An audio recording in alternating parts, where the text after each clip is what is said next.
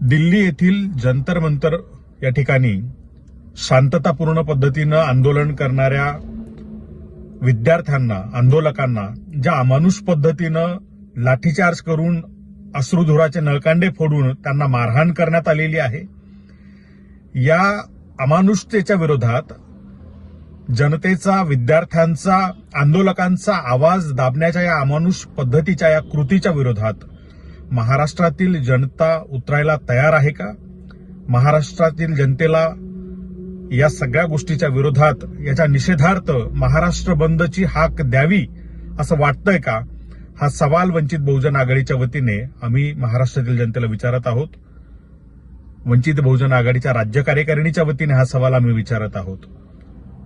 वंचितच्या सर्व social media प्लॅटफॉर्म्सवरती आम्ही हा प्रश्न टाकलेला आहे आणि मेनस्ट्रीम मीडियाच्या माध्यमातूनही आम्ही हा प्रश्न जनतेला विचारत आहोत.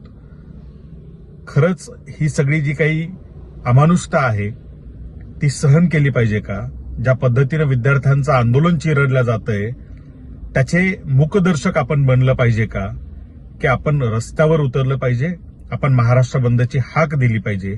याचा निवाडा जनतेनं करायचा आहे. आम्हाला जनतेकडनं उत्तर हवंय.